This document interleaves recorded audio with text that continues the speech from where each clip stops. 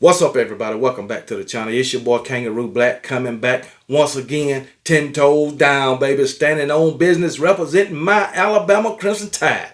Man, this past weekend, it's been a lot of moving pieces in Tuscaloosa. We got our head coach, and I'm loving the hire, okay? And this head coach, Kalen Deboer, the successor of the great one, Nick Saban, is doing his best to keep this current roster in order. But with anything dealing with football and the head coaching changes, there's going to be several other changes. Staff changes, player personnel changes. All right.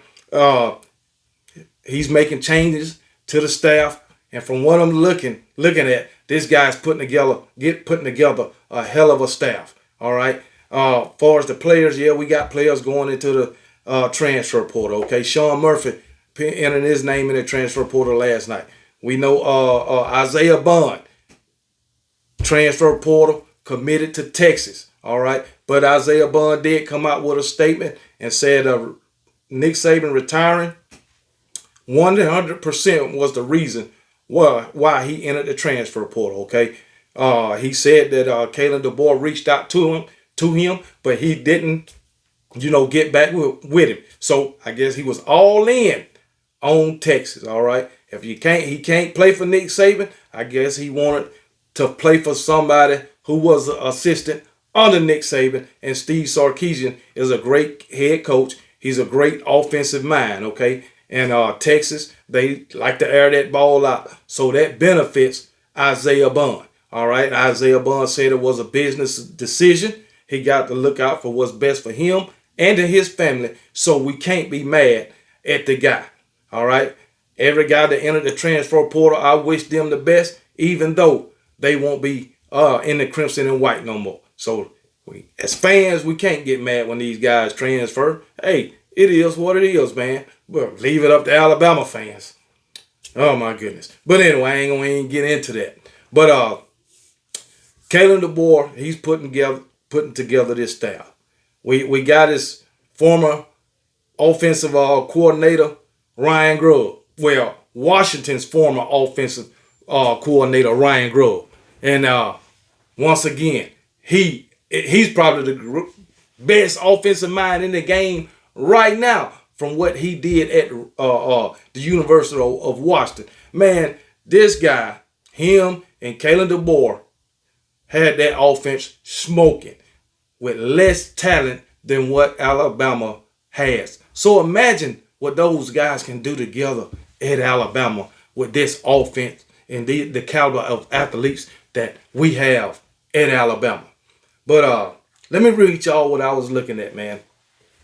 In addition to Grubb, who helped coordinate the nation's #1 passing attack, the Athletic has learned that DeBoer and Grubb also expect UW's offensive line coach Scott Huff, wide receivers coach Jamarcus Shepard, and tight ends coach Nick Sheridan to join them. Huff's 2023 O-line group won the Joe Moore Award given to the nation's best offensive line. And we definitely need him. Okay. Alabama's running back coach Robert Gillespie is expected to remain on staff. Gillespie, a Mississippi native, has deep ties to the South, helped with recruiting. Shepard has also recruited extensively in the South. Sheridan has coached the SEC as a former assistant at Tennessee. Grubb and Gillespie had developed a relationship from last winter when the Huskies OC, former Huskies OC, interviewed in Tuscaloosa and had been offered the Tide offensive coordinator job then. But he elected to go back and continue to coach under Kalen DeBoer. So we got them now. We got them both. That's the best thing about it, man. The nation's #1 offense and the offensive line won the daggone Joe Moore Award at Washington. And guess what? I can guarantee you some of those players are coming to the University of Alabama. I can guarantee you that. So, hey, it is what it is. I think every position on the field is going to be up for grabs during this offseason. Okay, so everybody got a chance. Is going to have a chance to compete. We got our coach. He's getting his staff together, and we're going to be ready to rock and roll once spring practice is opened up. All right, and me personally, I will be at that A-Day game because I want to see it with my own two eyes. And I think if Jalen Milroe is the starting quarterback, I think he can thrive under this coaching staff or this offensive coaching staff.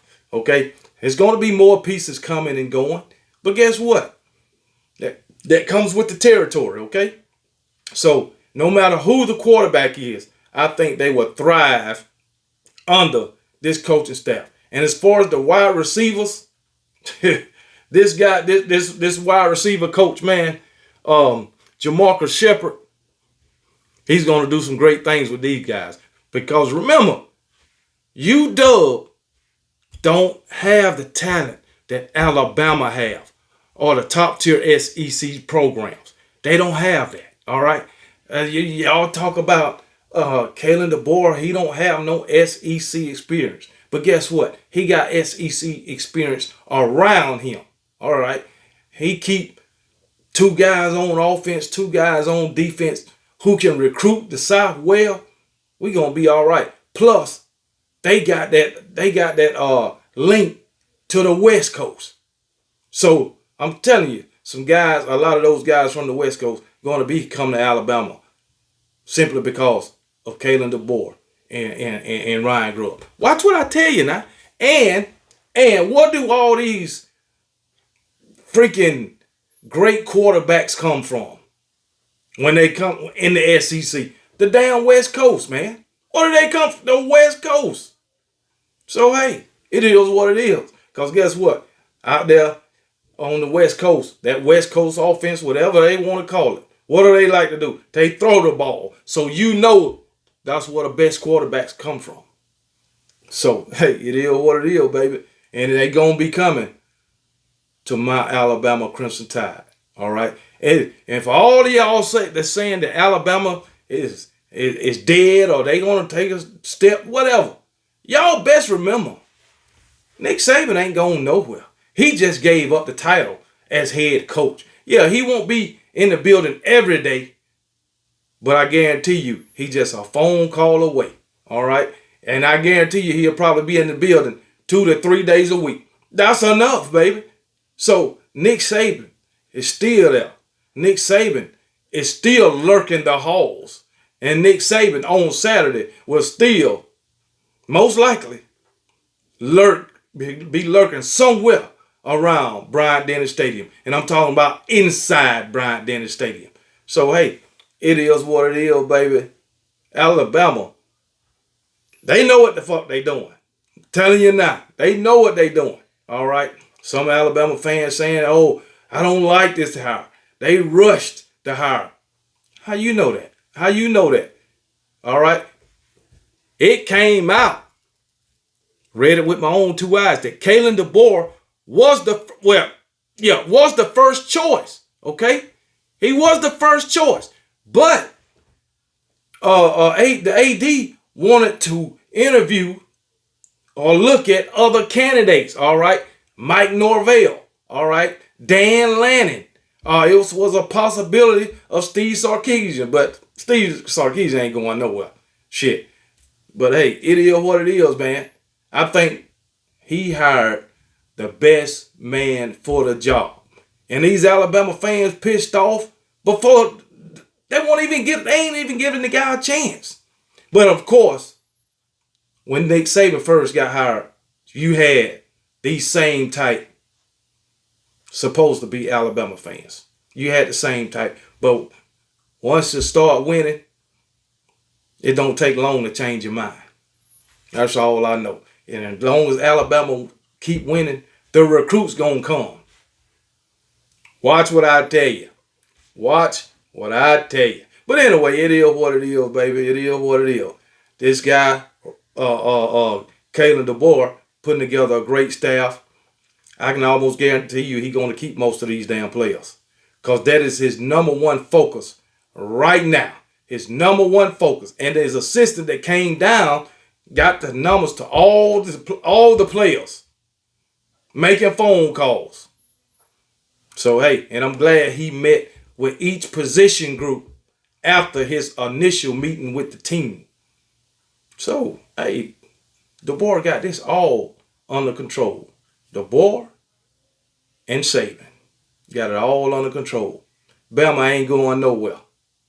Nowhere. So y'all, I know y'all might think so, but I ain't going nowhere. All right. So it is what it is. And roll damn tide.